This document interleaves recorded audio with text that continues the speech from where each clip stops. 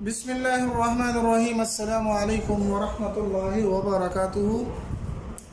आज के एक नए नक्श के साथ आपकी खिदमत में हाजिर होने के अशरफ हासिल कर रहे हैं। ये नक्श दुश्मन को तबाह व बर्बाद करने के लिए है। अगर कोई शख्स दुश्मन है और जुल्म और सितम इस हद तक पहुँच गया हो कि उसकी हलाकत जायज़ हो तो आप ये नक्श बनाएं। इंशाअल्लाहुल अज़ीज़ दुश्मन के जुल्म और सितम से आपको छुटकारा मिल जाएगा और वो कभी भी ये सोचेगा नहीं कि मैं इसको किस तरीके से तकलीफ़ दूँ या जुल्म और सितम करूँ, क्योंकि ये बहुत ही पावरफुल नक्श है और सूरत तब्बत यदा का नक्श है जिसको आतिशी चाल के साथ लिखा जाता है। किस तरीके से लिखा जाता है ये सारी बातें आज की इस वीडियो में मैं आपको बताने जा रहा हूँ। इंशाअल्लाह अगर आप इस नक्श को सीख लेंगे, अच्छे तरीके से जान लेंगे, मुख्तसर से 2-3 मिनट का टाइम आपका मैं ले लूँगा। इसके अंदर अगर आप इसको जान लेंगे तो इंशाअल्लाह आपको इसके बहुत ही अच्छे नताइज और फ़वाइद मिलेंगे।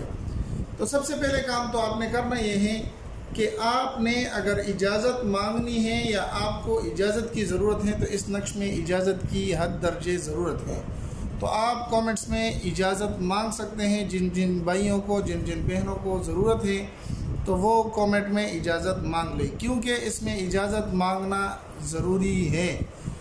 तो अगर आप जायज़ मकसद के लिए करते हैं तो मैं आपको इजाज़त दे दूँगा। अब आते हैं इस नक्श की तरफ कि इस नक्श को आपने करना किस तरीके से है। तो सबसे पहले आपने साफ़ सुथरा कागज़ ले लेना है।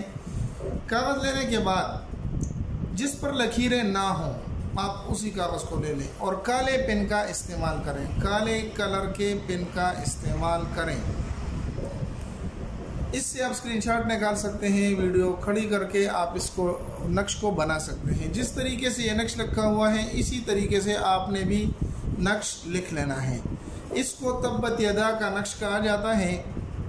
786 पहले लिख देना है और उसके बाद ये आदाद आपने हर कोने हर खाने में लिख देने हैं।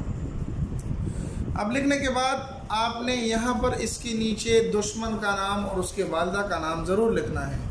दुश्मन का नाम और दुश्मन के वालदा का नाम आपने ज़रूर लिखना है। आप दुश्मन का नाम लिखें, दुश्मन के वालदा का नाम लिखें। इसको अच्छी तरीके से फोल्ड कर दें और फोल्ड करने के बाद इसको आप कब्रिस्तान ले जाएं। जी हाँ, कब्रिस्तान ले जाएं।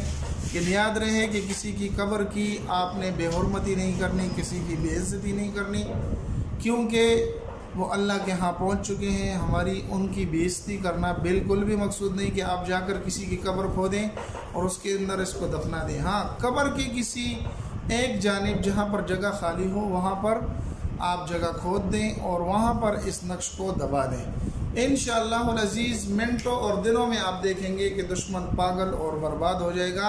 अगर आप सच्चे दिल से ये नक्श बनाएंगे, अगर आप हकीकी तौर पर मज़लूम हैं और वो आप पर जुल्म करना चाहते हैं तो इंशाअल्लाह ये नक्श आपके लिए बहुत ही कारआमद होगा। उम्मीद है कि आज की वीडियो आपको पसंद आई होगी। अगर पसंद आई तो हमारे चैनल को सब्सक्राइब करके लाइक कर दें और अपने दोस्तों के साथ भी ज़रूर शरीक करें। मिलते हैं एक नई वीडियो में, तब तक अस्सलामु अलैकुम वरहमतुल्लाहि वबरकातुहू।